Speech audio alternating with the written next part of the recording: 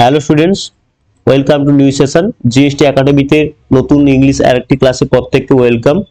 আজকের তোমাদের আমি স্ট্রং রুটস পড়াবো এবং স্ট্রং রুটে আমরা প্রথম পার্ট কমপ্লিট করে ফেলেছিলাম। আজকের আমরা সেকেন্ড পার্ট করবো এবং বলতে গেলে ফাইনাল পার্ট কমপ্লিট করে নেবো আজকের স্ট্রং রুট থেকে। আশা করি প্রত্যেকে তোমরা আগের ভিডিওগুলো দেখেছো। ঠিক আছে, চলো কথা না বাড়িয়ে সরাসরি ক্লাসে যাই। কি বলছে দেখো, আমরা এই পর্যন্ত কমপ্লিট করে ফেলেছিলাম অলরেডি। এবার এখান থেকে আমরা শুরু করব। কি বলছে যে মাই ফাদার, আমার বাবা, কুড কনভে। কনভে মানে কি? কনভে মানে এখানে প্রকাশ করা। ঠিক আছে, কনভে মানে হচ্ছে প্রকাশ বা বলতে পারা, বলতে পারতো, প্রকাশ করতে পারতো, ব্যাখ্যা করতে পারতো। এরকমটা কোনটা না কমপ্লেক্স। কমপ্লেক্স মানে কি? জটিল।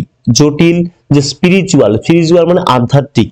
ঠিক আছে, বিভিন্ন রকম এই যে মুসলমানদের ধর্ম লেগে যেগুলো আলোচনা করা যায়, কিংবা হিন্দুদের যে রামায়ণ মহাভারত, তাছাড়া হচ্ছে বিভিন্ন রকম জটিল জটিল যে তথ্য যেগুলো ধর্ম সম্পর্কে রিলেটেড জড়িত, সেগুলো বলা হচ্ছে কমপ্লেক্স স্পিরিচুয়াল কনসেপ্টস। কনসেপ্টস মানে কি? ধারণা।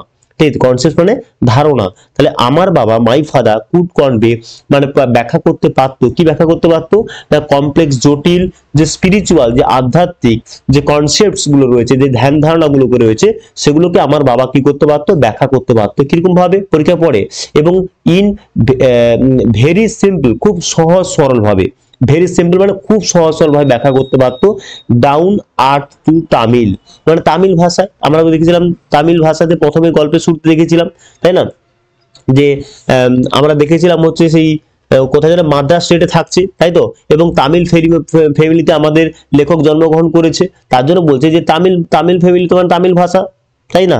ওই জন্য বলছে তামিল ভাষাতে আমার বাবা কি করতো? এই আধ্যাত্মিক জটিল ধ্যান ধারণাগুলোকে কি করতো? বাবা সহজেই ব্যাখ্যা করতে পারতো।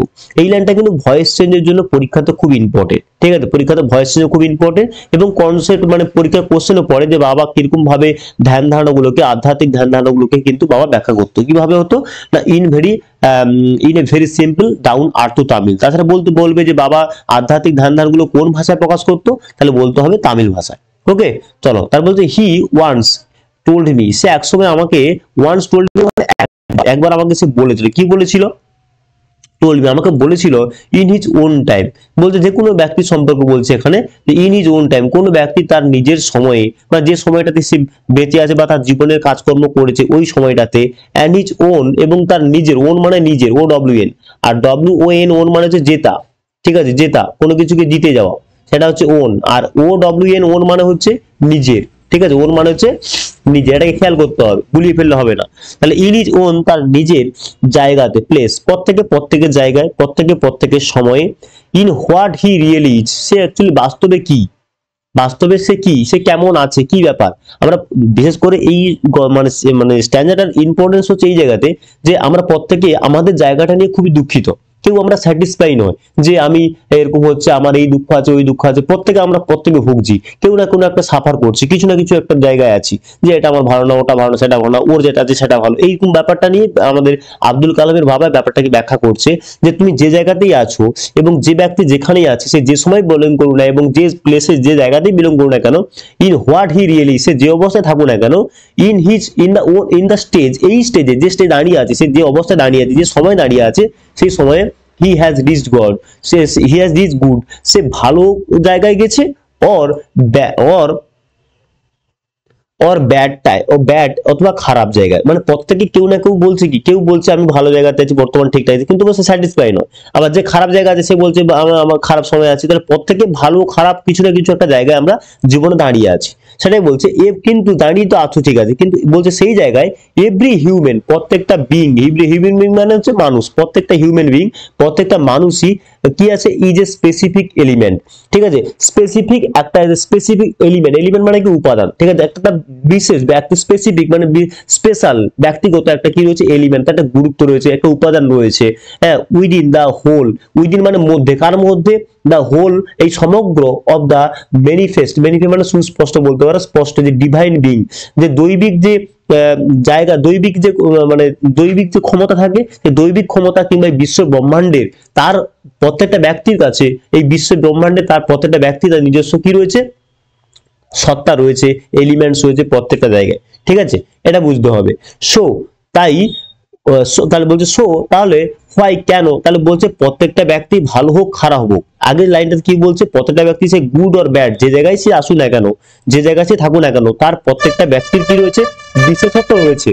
তুমি খারাপ আছো, তুমি ভালো আছো, এইগুলো যে ব্যাপারটা বলেছে এটাকে বুঝতে হবে। মানে ঈশ্বর একটা জায়গায় মানে বলতে গেলে ব্যাখ্যা করা যায় যে আমরা আমাদের জীবনে হচ্ছে প্রত্যেকেরই কারো না কারো একটা সমস্যা থাকবে, কেউ সমস্যা থেকে বেরিয়ে যাবে, আবার সমস্যা আসবে, আবার জটিলতায় থেকে কেটে যাবে, আবার পরপর জটিলতা ঢুকবে, এভাবে জটিলতা আসবে কাটবে, এভাবেই আমাদের জীবন।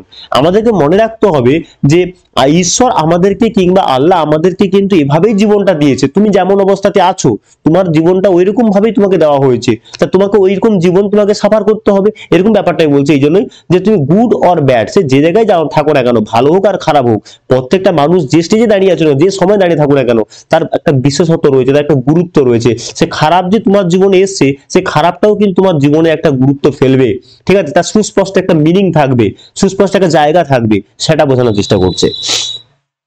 এভরি সো বলছে সো হোয়াই, তাহলে কেন বি অ্যাফ্রেড আমরা ভয় পেয়ে যাই, অফ ডিফিকাল্টিজ, ডিফিকাল্টি মানে সমস্যা, তাই না, সমস্যা, ডিফিকাল্ট মানে ডিফিকাল্টিজ, যে সাফারিং, যে সাফারিং মানে কি ভোগা, এন্ড প্রবলেমস মানে প্রবলেম মানে ডিফিকাল্টিজ সমস্যা। তাহলে আমাদের এই সমস্যা দুঃখ কষ্ট জ্বালা যন্ত্রণা যেগুলো হয়, তাহলে আমরা এগুলো কিন্তু ভয় পাই কেন?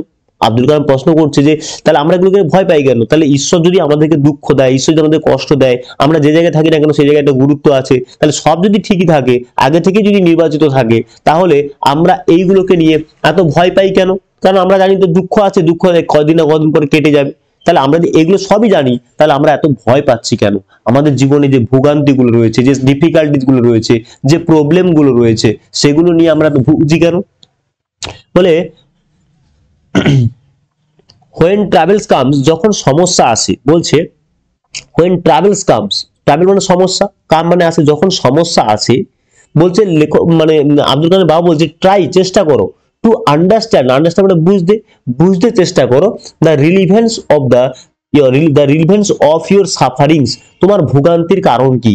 আমরা পড়েছিলাম না গৌতম বুদ্ধ, লর্ড গৌতম বুদ্ধ সেই 8টি পদ বের করেছিল না, যে তোমার দুঃখের কারণ কি, তুমি দুঃখের কারণকে বোঝার চেষ্টা করো, কেন তোমার দুঃখ হচ্ছে। সেই একই কনসেপ্ট এখানেও আব্দুল কালামের বাবা বলছে, কি বলছে না, তোমার জীবনে যখনই কোনো সমস্যা পড়েছে, তখন তুমি এগুলোকে নিয়ে বিচলিত না হয়ে কি করো না, ট্রাই চেষ্টা করো, টু আন্ডারস্ট্যান্ড বুঝতে, কি বুঝতে, দ্য রিলিভেন্স যে প্রাসঙ্গিকতা, এর গুরুত্ব কিসের, বা তোমার কেন ঘটছে, কিন্তু কোনটা না, অফ ইউর সাফারিংস, তোমরা যে ভুগছো, তুমি যে আজকে দুঃখে পড়ছো, তুমি যে জ্বালা যন্ত্রণায় পড়ে আছো, তার ভোগান্তির কারণটা কি, এটাকে তোমাকে আগে বুঝতে হবে। কারণ তুমি এটাকে যদি বুঝতে পারো, তাহলে তোমার প্রবলেম সলভ হয়ে যাবে। তো এটাই বলছি যে এই জন্য পরের লাইনটা বলছে, এবং মারাত্মক ইম্পর্টেন্ট পরীক্ষার জন্য অ্যাডভার্সিটি, অ্যাডভার্সিটি মানে বৈপরীত্যতা বলতে পারো, ঠিক আছে, বৈপরীত্যতা বলতে পারো, কিংবা প্রতিকূলতাও বলতে পারো, প্রতিকূলতা, ঠিক আছে। বলছে সমস্ত অ্যাডভার্সিটি, সমস্ত বৈপরীত্যতা, সমস্ত প্রতিকূলতা, সমস্ত হচ্ছে দুঃখ কষ্ট জ্বালা যন্ত্রণা যেগুলো মানুষের জীবনে আছে, সেই সমস্ত কিছুই অলওয়েজ সর্বদাই কি করে, প্রেজেন্টস উপস্থাপন করে, কি উপস্থাপন করছে না, বা দিচ্ছে, কি দিচ্ছে, দ্য অপরচুনিটিজ মানে সুযোগ সুবিধাগুলো, অপরচুনিটি মানে অ্যাডভান্টেজেস মানে সুযোগ সুবিধাগুলো দেয়, কিসের জন্য, ফর ইন্ট্রোস্পেকশন, ইন্ট্রোস্পেকশন মানে অন্তর্দর্শন, অন্তর্দর্শন মানে কি, নিজের মধ্যে যে বিবেকটা আছে, সেই বিবেকের কে বিবেচিত করা, সেই বিবেককে নিয়ে কথা বলা নিজের মধ্যে, সেটাকে তোমাকে সুযোগ দেয় কে, এই প্রতিকূলতা। অর্থাৎ প্রতিকূল মানে খারাপ সময় তোমার মধ্যে এলে, তোমার মনের মধ্যেই তুমি বুঝতে পারবে কে তোমার ভালো লোক, কে খারাপ লোক। বলে না যে আমি আজকে আমি যে দুঃখ আছে, দুঃখ পাচ্ছি, আচ্ছা হোক, তুমি এই করছো ওই করছো, ঠিক আছে, আমার খারাপ সময় বলে তুমি করছো, তাহলে আমরা কি বলি যে খারাপ সময় মানুষকে চেনা যায়। এই লাইনটা তারই মিনিং বলছে, যে প্রতিকূলতা এলেই তখনই তোমার মধ্যে যে কেন কি হচ্ছে না হচ্ছে, তোমার মধ্যে কোনটা কম কোনটা বেশি, সেগুলো কিন্তু তোমার নিজেকে চেনার একটা তোমাকে সুযোগ করে দেবে কে, এই বৈপরীত্যতা, এই প্রতিকূল অবস্থা।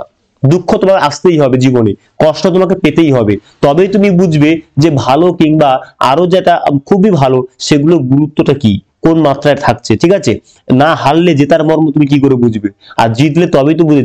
জিততে গেলে হারতে হবে, কাউকে না কাউকে হারতে হবে, আবার কাউকে হারলে তুমি না জিতবে না, এটাই কোন ব্যাপারটা হয়েছে, ঠিক আছে। অর্থাৎ সবসময় প্রতিকূল অবস্থা, যে তোমাকে তোমার প্রতিকূল যে অবস্থা, দুঃখ কষ্টগুলো তোমাকে দুঃখ দিতে আসে না, কষ্টগুলো তোমাকে কষ্ট দিতে আসে না, তোমাকে নিজের মধ্যে তোমাকে চেনায় যে তুমি কে, সেই অন্তর্দর্শন করানোর জন্য কিন্তু আমাদের জীবনে প্রতিকূল অবস্থাটা আসাটা খুবই বাঞ্ছনীয়।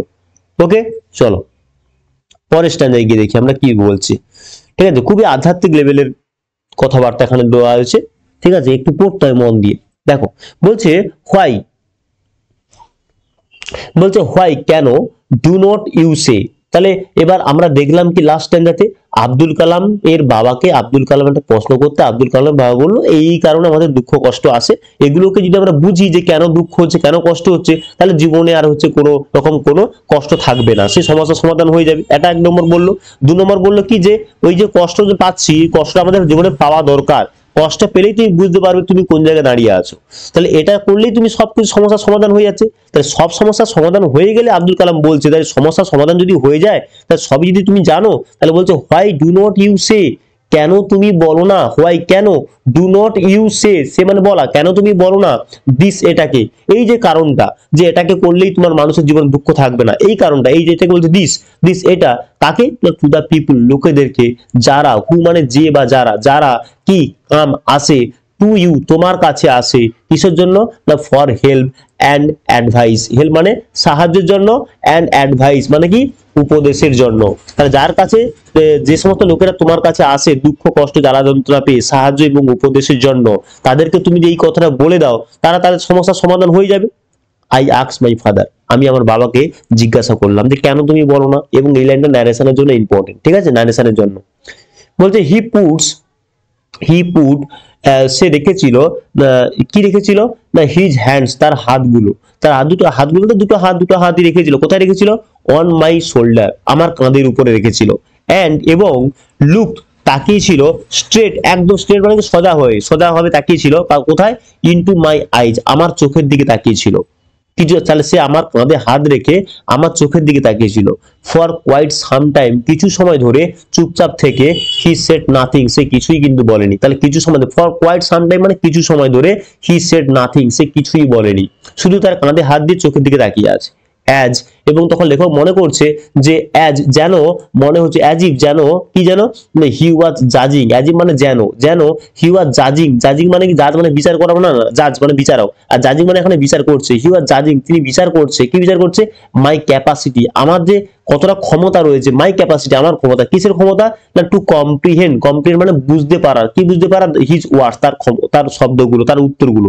তাহলে লেখক এখন একটা প্রশ্ন করে যে তুমি এত কিছু যদি জানো, তাহলে এইগুলো যদি দুঃখের কারণ হয়ে থাকে, সেই কারণগুলো মানুষকে বলে দাও, তা যারা তোমার কাছে আসে তা তুমি তাকে বলো না কেন। তখন বাবা কি করলো, আব্দুল কালামের কাঁধে হাত দিয়ে দাঁড়িয়ে তার চোখের দিকে তাকে চুপ করে আছে।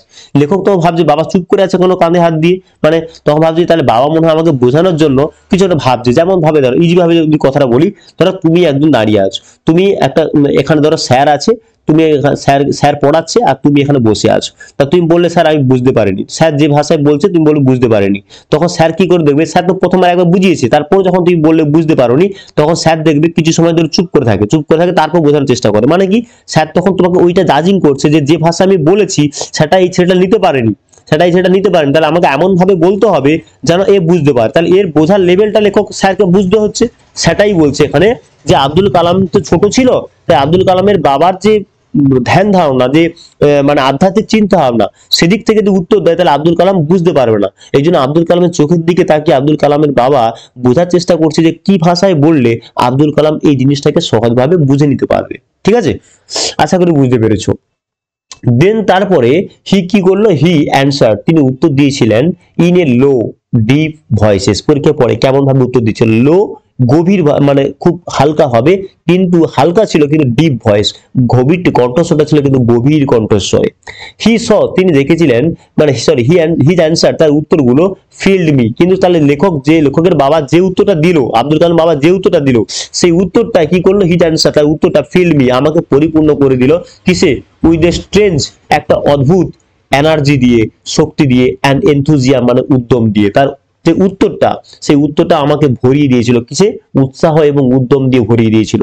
ঠিক আছে, হয়ে নেবার যখনই বলছে, তো কি বলেছে না, হয়ে নেবার যখনই হিউম্যান বিং মানে মানুষ, ফাইন্ড দেমসেলফ নিজেদেরকে দেখে, কোথায়, অ্যালোন,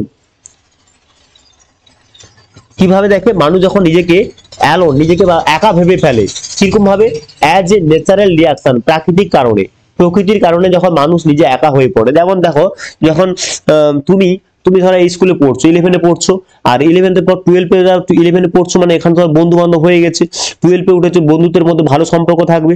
যখন তুমি এখানকার ছেড়ে যখন চলে যাবে বাইরে পড়তে, 12 পরীক্ষা পাস দিয়ে, মানে 12 পরীক্ষা পাস করে যখন স্কুলের গন্ডি পেরিয়ে যখন তুমি কলেজে পড়তে গেলে, দেখা যাবে তুমি একটা নতুন কলেজে ভর্তি হলে, হ্যাঁ নতুন কলেজে ভর্তি হলে, এবং সেখান থেকে কোনো পুরনো বন্ধু বান্ধব পড়ছে না, আর যদিও পড়ে তার অন্য স্ট্রিমে পড়ছে। তুমি ধরো ইংলিশ নিয়ে পড়ছো, কেউ দেখাবে জিওগ্রাফি নিয়ে পড়ছে, কেউ হিস্ট্রি নিয়ে পড়ছে, তাহলে তোমার সাথে মিল হচ্ছে না, তাহলে তুমি তোমার ইংলিশ ডিপার্টমেন্টে কি হবে, নিজে একা বসতে কি হবে, তুমি নিজে ফার্স্টেডেড হয়ে পড়বে। কিন্তু ফার্স্টেডেড হয় না, মানুষ ন্যাচারালি প্রাকৃতিক নিয়মে কি হয়, তুমি ইংলিশ ডিপার্টমেন্টে আগে যেমন 12-এ বন্ধু বান্ধব ছিল, তার মতন করে ইংলিশ ডিপার্টমেন্টে তুমি আরো দু একটা বন্ধু খুঁজে নেবে, যাদের সাথে কথা বলা, তাদের সাথে বসা, তাদের সাথে একসঙ্গে ক্লাস করা, এরকম ভাবে কি করবে, খুঁজে নেবে। এই জন্য বলছে এই যে 11 এই যে 12 থেকে, ক্লাস 12 থেকে তুমি যেখান থেকে কলেজে চলে 12 থেকে কলেজে এলে, এবং তখন তুমি একা হয়ে পড়লে, এই একাটা তুমি কোনো কারণে হয়নি, একটা ন্যাচারাল রিয়াকশন, একটা প্রকৃতির নিয়ম, তোমাকে 12 পাস করতে হবে, কলেজে যেতে হবে, সেখানে তুমি তোমার জায়গায় একা হয়ে যাবে। কেউ যদি যায় সেটা ঠিক আছে, না গেলে তুমি একা হয়ে পড়বে প্রকৃতির নিয়মে, ঠিক আছে। তা এরকম ব্যাপারটা আর কি। তাই প্রকৃতির ওই জন্য বলছে, মানুষ যখন একা হয়ে পড়ে কিরকম ভাবে, অ্যাজ এ ন্যাচারাল রিয়াকশন, প্রকৃতির কারণে, প্রকৃতির নিয়মে আপনাবেগেই তুমি কি হবে, একা হয়ে পড়বে। তখন দে স্টার্ট, যখনই কোনো মানুষ একা হয়ে পড়ে তখন কি করে না, দে স্টার্ট, তারা খুঁজে বেড়ায়, কি খুঁজে বেড়ায়, দে স্টার্ট লুকিং, তারা খুঁজতে শুরু করে ফর কোম্পানি, বন্ধু বান্ধব, নতুন সঙ্গী খুঁজে বেড়ায়। যেমন এটা বললাম, একটা বন্ধু কোনো ছিল না, তুমি খুঁজবে যে কে আমার বন্ধু, কে আমার মতন, হ্যাঁ তার সঙ্গে একটু ভাব করি, বসি, গল্প করি, তাকে বন্ধুত্ব করি, এরকম ভাবে। এটা হচ্ছে প্রকৃতির নিয়মে। প্রকৃতির নিয়মে কি হয়, মানুষ নতুন করে বন্ধু খুঁজে বেড়ায়। বলছে হোয়েন এভার, যখনই দে আর ইন ট্রাভেল, যখন তারা সমস্যায় পড়ে, কোনো ব্যক্তি যখন সমস্যায় পড়েছে, এটা তো কলেজে উদাহরণ দিয়ে বললাম, কোনো ব্যক্তি ধরো সমস্যায় পড়েছে, যখন দেখবে কোনো ব্যক্তি সমস্যায় পড়ছে, তাকে কেউ আর সাহায্য করছে না, ঠিক আছে, এরকম একটা থাকে না, দুঃখের সময় কেউ থাকে না, সুখের সময় সবাই চলে আসে। ওই জন্য বলছো হোয়েন এভার, যখনই দে আর, দে বলতে পিপল কথা বলছে, যে সমস্ত লোকেরা সমস্যায় পড়ে, তখন দে লুক, তারা খুঁজে বেড়ায় ফর সামওয়ান, কাউকে না কাউকে খুঁজে, কিরকম কি যেন খুঁজে না, টু হেল্প দেম, তাদেরকে সাহায্য করার জন্য।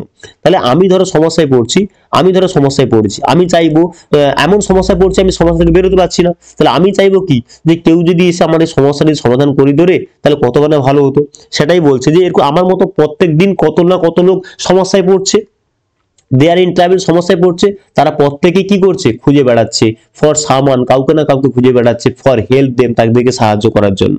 আবার বলছে হোয়েন এভার, যখনই দে রিচ অ্যান ইম্প্যাসি, ইম্প্যাসি মানে কি, ইম্প্যাসি মানে অচল অবস্থা, যেখানে আমরা কোনো কিছু করতে পারি না, এমন ভাবে হয়েছে ব্যাপারটা, প্রবলেমটা হয়েছে, একই জিনিস ঘুরে ট্রাভেল, ইম্প্যাসি, এগুলো সব বলতে গেলে একই ক্যাটাগরি, ঠিক আছে। যখন তারা খুব অচল অবস্থায় হয়ে পড়ে, কোনো কিছু করতে পারে না, তখনও পর্যন্ত দে লুক, তারা খুঁজে বেড়ায় ফর টু সামওয়ান, কাউকে না কাউকে, টু শো দেম, তাদেরকে দেখানোর জন্য, the way out, way out বলতে পথ, পথ দেখানো, পথ দেখি বের করে না, সমস্যায় পড়েছি সেখান থেকে কিভাবে বের করবে, সেই বের করার পথটাকে বলা হয় ওয়ে আউট। কি করে সেই জটিলতা থেকে, সেই অচল অবস্থা থেকে আমাকে সচল অবস্থায় নিয়ে আসবে, তার পথ দেখানোর জন্য কাউকে না কাউকে খুঁজে বেড়ায়। কে খুঁজে বেড়ায়, যে সমস্যায় পড়েছে সেই খুঁজে। বলছে এভরি রিকারেন্ট অ্যাঙ্গুইশ, ঠিক আছে, এভরি রিকারেন্ট অ্যাঙ্গুইশ, প্রত্যেকটা যে রাগ, ঠিক আছে, প্রত্যেকটা অভিমান, এগুলো যে থাকছে, ঠিক আছে, এইগুলো কি করছে না, এই যে রিকারেন্ট যে অ্যাঙ্গুইশ গুলো, এবং লঙ্গিং মানে, যে ল্যাঙ্গুয়েজ মানে রাগ বলতে পারো, লঙ্গিং মানে কি ইচ্ছা, ডিজায়ার মানে আকাঙ্ক্ষা, ইচ্ছা আকাঙ্ক্ষা, আশা আকাঙ্ক্ষা গুলো, এই প্রত্যেক কিছু অ্যাঙ্গুইশ, লঙ্গিং, ডিজায়ার, এগুলো ফাইন্ডস, খুঁজে বেড়ায়, কি খুঁজে বেড়ায় না, কি খুঁজে বেড়ায় না, ইটস ওন স্পেশাল হেল্পার, এর নিজস্ব সঙ্গীদেরকে খুঁজে বেড়ায়, ঠিক আছে। কিরকম ভাবে ব্যাপারটা আমি বলি, ঠিক আছে। দেখো, দেখা যাবে এখানে তিনজন বন্ধু, তিনজন, এই যে একজন, দুইজন, তিনজন, চারজন, এই চারজন যে বন্ধু আছে, ঠিক আছে, এই চারজন যে বন্ধু আছে, এই চারজনের মধ্যে দেখা যাবে এ একটু ভালোবাসার দিকে খুবই ইন্টেন্সিটি আছে, মানে লাভ করতে ভালোবাসে, ঠিক আছে। আর এ একদম লাভকে পছন্দ করে না, এ একদম পছন্দ করে না, এ শুধু পড়াশোনাকে, শুধু স্টাডিকে ভালোবাসে, শুধু স্টাডি ছাড়া অন্য কিছু বোঝে না, এও শুধু লাভ করতে ভালোবাসে, ঠিক আছে, এও লাভের দিকে খুবই আকর্ষিত। তাহলে দেখো এ কি করবে, এও তো লাভ করতে ভালোবাসে, তাহলে এ কি করবে, এ ধরো অন্য কারোর সাথে প্রেম করে, অন্য একজন ছেলে, এ ধরো একটা বয়, এ ধরো একটা গার্ল, এর সাথে প্রেম করে, কিন্তু এর তো প্রেম টেম করছে, তাহলে এর যে মানসিক অবস্থাগুলো, যে মনে যে দুঃখ, কষ্ট, আনন্দ এর মধ্যে যা রয়েছে, এ কার সঙ্গে শেয়ার করবে, এ নিশ্চয়ই এই যে স্টাডি করে এর সাথে নয়, যে যে হচ্ছে পছন্দ করে না এগুলো তার সাথে নয়, তাহলে এ কি খুঁজবে, এদের মধ্যে থেকে একেই বেছে নেবে, যে এ আমার সঙ্গী হতে পারে, একে অপরে পরিপূরক হতে পারে। তাহলে যে যেমন, সে তেমন ভাবে তার সঙ্গীকে খুঁজে বেড়ায়। এই লাইনটাতে এটাই বলার চেষ্টা করছে এখানে, যে যখনই মানুষের মধ্যে রাগ আসে, হিংসা আছে, কিংবা লঙ্গিং ইচ্ছা থাকে, ডিজায়ার আকাঙ্ক্ষা থাকে, সেগুলো প্রত্যেকটা যার যেমন চাহিদা সেই মতন করে সে ফাইন্ডস, খুঁজে নেয়, কি খুঁজে নেয়, ইটস ওন স্পেশাল হেল্পার, এদের নিজেদের ব্যক্তিগত সাহায্যকারীদেরকে খুঁজে নেয় তারা। ঠিক আছে, আশা করি তোমরা বুঝতে পেরেছো। ফর দ্য পিপল, লোকেদের জন্য, লোকেদের জন্য, যে সমস্ত লোকেরা যারা কাম আসে টু মি, আমার কাছে, ইন ডিস্ট্রেস মানে হতাশা, দুঃখ কষ্টের সময় যখন আসে, মানুষ যখন পথভ্রষ্ট হয়ে আমার কাছে আসে, তখন I am but to go. ঠিক আছে, I am but to go মানে আমাকে কাজ করতে হয়, মানে আই অ্যাম বাট মানে নেগেটিভ ওয়ার্ড একটা। ঠিক আছে, বাট মানে আমাকে যেতে হয় তাদের মধ্যে মধ্যস্থকারী হিসাবে যেতে হয়। কিসের জন্য না, কাদের মধ্যে, ইন দেয়ার এফোর্টস, তাদের যে প্রচেষ্টা, কিসের প্রচেষ্টা, টু প্রপিসিয়েট, শান্ত করতে, তাদের মধ্যে যে চেষ্টা থাকে বা প্রচেষ্টাগুলো থাকে সেগুলোকে শান্ত করতে, কিসে না, ডেমনিক যে ফোর্সেস, অর্থাৎ ডেমনিক ফোর্স মানে পৈশাচিক যে খারাপ দিকগুলো, ইভিল পারপাস গুলোকে থাকে প্রত্যেকের মধ্যে, যে মানে অদৈব সমস্ত অমানবী যে সমস্ত কাজকর্মগুলো হয় সেগুলো উইথ কি দিয়ে, উইথ প্রেয়ার্স এন্ড অফারিং। ঠিক আছে, মানে প্রার্থনা দিয়ে এবং হচ্ছে নিবেদন দিয়ে, অফারিং মানে নিবেদন, তাদেরকে কোনো কিছুকে বুঝিয়ে টুজিয়ে কোনো প্রার্থনার মধ্যে দেখবে, যখন কোনো মানুষ হচ্ছে অতিষ্ঠ হয়ে ওঠে, তখন তাকে বলা হয় হচ্ছে তুমি প্রেয়ার করো। প্রেয়ার মানে প্রার্থনা করতে বলছে, ধ্যান করতে বলছে। তাহলে মানে কি, এই ধ্যানের মধ্য দিয়ে তোমার মধ্যে যে ডেমনিক ফোর্সেস মানে যে অদৈব যে অমানবী যে পৈশাচিক যে ক্ষমতা জেগে উঠেছে তাকে দমানো যেতে পারে। ঠিক আছে, সেই জন্য লেখক বলছে, মানে লেখকের বাবা বলছে যে আমাকে যখনই আমার কাছে হতাশা হয়ে আসে, মানে কোনো মানুষ আসে, তখনই আমাকে তার মধ্যে যে দৈবিক ক্ষমতা, যে মানসিক যে ভারসাম্য হারিয়ে অমানসিক ভারসাম্য তাকে যে গ্রাস করেছে, সেটাকে কমানোর জন্য আমাকে যেতে হয়। সেটা কার সাহায্য নিতে হয়, প্রেয়ার এবং অফারিং এর মধ্য দিয়ে।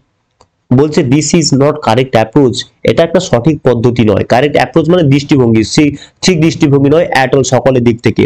And should never be followed, এবং এটাকে কখনোই অনুসরণ করা উচিত নয়, নেভার ফলো করা উচিত নয়। বলছে ওয়ান মাস্ট, একজনের অবশ্যই আন্ডারস্ট্যান্ড, বুঝতে হবে, যে কোনো ব্যক্তি যেই হোক না কেন, আমি তুমি যেই হোক না কেন, অবশ্যই আমাদেরকে বুঝে নিতে হবে। কি বুঝতে হবে, দ্য ডিফারেন্স, পার্থক্য, কিসের পার্থক্য, বিটুইন হচ্ছে মধ্যে, কার মধ্যে, এ ফিয়ার রিডেন ভিশন, আমাদের মধ্যে যে লক্ষ্য থাকে, মানে অদৃশ্যের যে ভয় থাকে আমাদের, যে আমাদের ভাগ্য নিয়ে, এই যে বলতে ভিশন অফ ডেস্টিনি মানে অদৃশ্য ভাগ্যের যে আমাদের পরিহাস, যার ভয়, যেগুলো আমরা লুকিয়ে আছে, তাদের ভয় আমরা লুকায়িত, যে আমি কোনো কাজ করছি, ধরো খারাপ কাজ করছি, তো আমাদের ভয় থাকে যে কি হবে, মৃত্যুর পরে কি হবে, তো এইগুলো বলতে fear ridden vision of destiny. ঠিক আছে, সেই সমস্ত গুলোকে নিয়ে আমাদের মনের মধ্যে যেগুলো ভয় থাকে, এবং ভিশন এবং যে সমস্ত দৃষ্টিভঙ্গি, দ্যাট সেগুলো এনেবলস আস, আমাদেরকে সক্ষম করে তোলে, কি সক্ষম করে তোলে, আস আমাদেরকে টু সিক, খুঁজে বার করতে, কি খুঁজে বার করতে, দ্য এনিমি, শত্রু, কিসের শত্রু, of fulfilment within our self, কিসের শত্রু, আমাদের যে ভাগ্য, যে ভয়, অদৃশ্যের যে ভয়টা, এগুলো আমাদের মধ্যে লুকিয়ে থাকে, যার জন্য আমরা ঠিকঠাক করে কাজ করতে পারি না, হ্যাঁ, নিজের স্বতঃস্ফূর্ত ভাবে আমরা নিজেকে প্রকাশ করতে পারি না। সেইগুলো কি করে, তা সেইগুলো আমাদের মনের মধ্যে সেই সমস্ত শত্রুগুলোকে খুঁজে বের করে এবং fulfilment of within our self, আমাদের মধ্যে পরিপূর্ণতা নিয়ে আসে। ঠিক আছে, আশা করি বুঝতে পেরেছো তোমরা এই পর্যন্ত। চলো তারপর কি বলছে, আই রিমেম্বার মাই ফাদার, খুব ইম্পর্টেন্ট লাইন, এবং এই স্ট্যান্ডার্ডটা পরীক্ষা খুব পড়ে এই পরীক্ষাতে খুব পড়ে, এই লাইন থেকে, এই জায়গা থেকে, এই স্ট্যান্ডার্ড থেকে। আই রিমেম্বার, আমার মনে পড়ে, মাই ফাদার, আমার বাবা, স্টার্টিং হিজ ডে, তার দিন শুরু হতো at 4 AM, মানে ভোর 4টেতে আমার বাবার হচ্ছে দিন শুরু হতো। AM হচ্ছে রাত 12টার পরে, হচ্ছে AM, রাত 12টার পরে, এবং দুপুর 12টার পরে হচ্ছে PM হয়, তাই না, PM হয়, AM এবং PM, দুপুর 12টা হচ্ছে, এটা হচ্ছে দুপুর, এবং এটা হচ্ছে রাত 12টার পরে AM, দুপুর 12টার পরে PM। ওই বলছে আর at 4 AM মানে তাহলে কি, ভোর 4টার সময় আমার বাবার দিন শুরু হতো, কিভাবে না, রিডিং দ্য নামাজ, তাহলে পরীক্ষা পড়ে কটার সময় উঠে এবং কিভাবে তার দিন শুরু হয়, না রিডিং দ্য নামাজ পড়তে বিফোর দ্য ডন, উষাকালে, বাবা কখন উঠে, এটাও এমসিকিউতে দেয়, ডন, মর্নিং, ইভিনিং, এরকম করে দেবে। তাহলে ডন মানে উষাকাল, ভোরের কিছুক্ষণ আগে যেটা হয়। আফটার দ্য নামাজ, এই নামাজ তো হলো, নামাজ 4টার সময় উঠে নামাজ পড়লো, নামাজ পড়ার পর কি করে, হি use to walk, use to কোন টেন্সে ব্যবহার করা হয়, পাস্ট ইনডিফিনিট টেন্সে, যেটা নিয়মিত অব্যয়ভাবের ক্ষেত্রে, অর্থাৎ প্রতিদিন যে কাজটা করা হতো। তাহলে হি ইউজ টু ওয়াক, তিনি হেঁটে বেড়াতে যেতেন, ওয়াক ডাউন মানে হেঁটে বেড়াতে যেতেন, কোথায়, to the small coconut tree, coconut grove মানে এখানে ফরেস্ট, নারকেলের বাগান, আমাদের একটা ছোট, স্মল মানে ছোট, কোকোনাট মানে নারকেলের গ্রোভ ছিল, বাগান ছিল, যেটা উই ওন আমরা নিজেরাই মালিক ছিলাম। সেই বাগান কি করতো আমার বাবা প্রত্যেকদিন নামাজ পড়ার পরে আপনাদের নামাজ কি করতো, he use to walk down, সে হেঁটে বেড়াতে যেত এবং গিয়ে কি করতো অ্যাবাউট, সেটা কত দূরে ছিল, অ্যাবাউট 4 মাইলস, এটা পরীক্ষায় পড়ে কত মাইল বাড়ি থেকে, অ্যাবাউট 4 মাইলস মানে 4 মাইল দূরে ফ্রম আওয়ার হোম আমাদের বাড়ি থেকে। এবং হি উড রিটার্ন, তিনি ফিরে আসতেন কিভাবে, উইথ অ্যাবাউট এ ডোজেন, প্রায় ডোজেন মানে 12টা, এ ডোজেন মানে 12, 1 ডোজেন মানে 12খানা নারকেল নিয়ে, কোকোনাটস 12খানা নারকেল নিয়ে ফিরে আসতো। যেগুলো কি ভাবে ফিরে আসতো না, টাইট শক্ত করে বেঁধে, টুগেদার একসঙ্গে, থ্রোন এবং সে একসঙ্গে বেঁধে সেগুলোকে থ্রোন ছুড়ে দিত, ওভার ওভার হিজ, তার কোথায় না শোল্ডার্স, কাঁধের উপরে ছুঁড়ে দিত, দিয়ে একসঙ্গে বেঁধে তাকে কাঁধে ছুঁড়ে দিয়ে সেখান থেকে চলে আসতো, এইভাবে আসতো আর কি বাবা প্রত্যেক দিন। এবং অনলি কেবলমাত্র হি হ্যাভ হিজ ব্রেকফাস্ট, এবং সেখান থেকে এসে তিনি কি করতেন, তার ব্রেকফাস্টটা কমপ্লিট করতেন। দিস রিমেইন, এই যে রুটিনটা, এই যে দিস রিমেইন হিজ রুটিন, এটা থাকতো, এটা ছিল, দিস রিমেইন এটা থেকে ছিল বা ছিল, হিজ রুটিন, তার রুটিনটা, ever when he was in his late 60s, যখন সে তার 60 বছর পর্যন্ত চলে গেছিল বয়স পর্যন্ত, তখনও তার কিন্তু এই রুটিনটা কিন্তু ছিল, অর্থাৎ ভোর 4টায় উঠা এবং তারপর নামাজ পড়া, নামাজ পড়ার পরে নারকেল বাগানে ঘুরতে যায় এবং সেখান থেকে নারকেল নিয়ে এসে পান্তা খাওয়া, ঠিক আছে, কিংবা মানে ব্রেকফাস্ট করা যেটা বলা হয়, ঠিক আছে, ব্রেকফাস্ট করা, ব্রেকফাস্ট মানে যদি পান্তা নয়, যেটা খুশি খেতে পারে সকালবেলা, সেটা ব্রেকফাস্ট হয়ে যাবে সকালবেলা খেলে। তা সেটা 60 বছর পর্যন্ত কিন্তু লেখকের বাবা ছিল, মানে আব্দুল কালামের বাবা জৈনুল আবদিনের কিন্তু ছিল। আই হ্যাভ, এবার এই লাইনটা খুব ইম্পর্টেন্ট, কিংবা স্ট্যান্ডার্ড দু একটা কোশ্চেন এখান থেকে পড়ে। আই হ্যাভ, আমার ছিল কি, দা অপার I have through out my life, আমার এই সারা জীবনের মধ্য দিয়ে, থ্রু আউট লাইফ মানে কমপ্লিট অফ লাইফ বলতে লেখকের পুরো জীবনটার উপরে বলছে, পুরো জীবনের সামারির উপরে যদি ভাবি, ট্রাই টু এমুলেট মানে বুঝতে চেষ্টা করি, কাকে, মাই ফাদার, আমার বাবাকে বুঝতে চেষ্টা করেছিলাম, in my own world of science and technology, মানে আব্দুল কালাম কি ছিল, একজন বিজ্ঞানী ছিল এবং টেকনোলজি মানে প্রযুক্তিবিদ্যায় তিনি উন্নতি মানে তার দক্ষতা ছিল, তাহলে প্রযুক্তি এবং বিজ্ঞানে তো সবসময় আব্দুল কালাম সেগুলো নিয়েই পড়ে আছে। তাহলে আব্দুল কালামের বাবার জীবন কেমন, বাবার জীবন পুজো অর্চনা করা, মসজিদে পূজা অর্চনা করা, আধ্যাত্মিক ব্যাপারগুলোকে নিয়ে আলোচনা করা। কিন্তু আব্দুল কালাম কি ছিল, বিজ্ঞানী ছিল, তার সায়েন্স, তার এগুলোকে নিয়ে আলোচনা করতে হতো, সায়েন্স টেকনোলজি এগুলো তার জগৎ। আর আব্দুল কালামের বাবার জগৎ কিরকম না, হচ্ছে পুরোহিত ছিল, তিনি একজন প্রিস্ট ছিলেন, প্রিস্ট, তাহলে সে মন্দির মসজিদ এগুলোকে নিয়ে ছিল। আর আব্দুল কালাম সায়েন্স টেকনোলজি নিয়ে ছিল। আব্দুল কালাম বলছি সায়েন্স টেকনোলজির উপরে যা কিছু পেয়েছি আমি জীবনে, সেটার উপর থেকে যদি আর বাবাকে বোঝার চেষ্টা করি, তাহলে কি হবে না, বোঝার চেষ্টা করি তাহলে, বা বোঝার চেষ্টা করেছিলাম, সেখানে আই হ্যাভ এন্ডেভার, আমি বুঝতে পেরেছিলাম, আই হ্যাভ এন্ডেভার, আমি চেষ্টা করেছিলাম, টু আন্ডারস্ট্যান্ড, বুঝতে, দা ফান্ডামেন্টাল, যে মৌখিক যে ট্রুথ, সত্যগুলো, যেগুলো রিভিল টু মি, যেগুলো আমার বাবা আমাকে বলতো, রিভিল মানে প্রকাশ করা বা বলা, তাকে টু মি আমাকে বলতো, বাই মাই ফাদার, আমার বাবার দ্বারা যে কথাগুলো আমাকে বলা হতো, সেগুলোকে আমি কি করতাম না, বোঝার চেষ্টা করতাম, এভার মানে এন্ডেভার করার চেষ্টা করতাম, আন্ডারস্ট্যান্ড করার চেষ্টা করতাম, ঠিক আছে। এবং সেগুলো শুনে কি করতাম না, ফিল অনুভব করতাম, কনভিন্সড প্রলুব্ধ অনুভব করতাম বা সন্তুষ্টি অনুভব করতাম, দ্যাট যেটা দেয়ার এক্সিস্ট, এবং সেখানে বুঝতে পারতাম, কি বুঝতে পারতাম, এই কনভিন্স মানে বুঝতে পারা বলতে হয়, এবং সেখানে তার বাবার কথা শুনে আমি বুঝতেও পারতাম বা অনুভব করতে পারতাম, কি অনুভব করতে পারতাম, যে দেয়ার এক্সিস্ট, সেখানে সত্যি ছিল, কি ছিল, এই ডিভাইন পাওয়ার, সত্যি কোনো না কোথাও একটা দৈবিক ক্ষমতা কিন্তু রয়েই গেছে। মানে তাহলে দেখো, বিজ্ঞানী হলে কি হবে, যারা বিজ্ঞানী হয় তারা কখনোই স্পিরিচুয়াল জগৎকে মানবে না, মানে ভূত প্রেত বা ঈশ্বর এগুলোকে মানবে না, কারণ বিজ্ঞান কি নিয়ে বলে, বিজ্ঞান সত্য কথা নিয়ে বলে, মানে বিচার নিয়ে বলবে, তাই না, যুক্তি তর্ক দিয়ে বিচার করবে। কিন্তু আমাদের আধ্যাত্মিক জগতে সেরকম ব্যাপারটা না, আধ্যাত্মিক জগৎ টোটালি মানে অলৌকিক। কিন্তু একজন বিজ্ঞানী হয়েও তিনিও বিশ্বাস করছেন, তাকেও বলতে হচ্ছে যে বাবার কথা শুনে আমি ভাবলাম যে কি, যে সত্যি সেখানে কোনো দৈবিক ডিভাইন পাওয়ার রয়েছে, যে ডিভাইন পাওয়ারটা ক্যান লিফট ওয়ান, যে কোনো মানুষকে তুলতে পারে, লিফটটা মানে উপরে তুলতে পারো, ফ্রম দা কনফিউশন মানে বের করে নিয়ে আসতে পারে, লিফটটা মানে উপরে তোলা বলতে বের করে নিয়ে আসা বলতে পারো, কিসে না, ফ্রম কনফিউশন মানে দ্বিধা দ্বন্দ্ব থেকে, যে সমস্ত যেগুলো ঝামেলা যেগুলো থাকে, মিজারি দুর্বিষহ অবস্থা থেকে মানুষের জীবনে, মিলানকলি বিষণ্ণ অবস্থায়, অ্যান্ড ফেলিওর যখন ব্যর্থ হয়ে যাবে, তাহলে যে কোনো মানুষ যখন ব্যর্থ হয়, দুর্বিষহ অবস্থায় থাকে, দুঃখ কষ্ট থাকে, তখন ঈশ্বর কিন্তু তাকে সেই দুঃখ কষ্ট থেকে, জ্বালা যন্ত্রণা থেকে মুক্তির জন্য বের করে নিয়ে আসতে পারে, এবং তাই কি করতে পারে, বের করে নিয়ে আসে, এবং কি করে, গাইড গাইড করে, তাকে নিয়ে যায়, নিয়ন্ত্রণ করে নিয়ে যায় কোথায়, যে কোনো ব্যক্তিকে টু ওয়ান্স টু প্লেস, তার নিজের জায়গাতে তাকে ঈশ্বর নিয়ে যায়। একজন খারাপ অবস্থায় পড়েছে, তাকে সেখান থেকে বার করার দায়িত্ব ঈশ্বরের, আবার সেই খারাপ বের করে নিয়ে এলো সেখান থেকে আরেকটা জায়গায় সঠিক জায়গায় পৌঁছে দেওয়ার দায়িত্ব ঈশ্বরের। এটাই বলছে আব্দুল কালাম।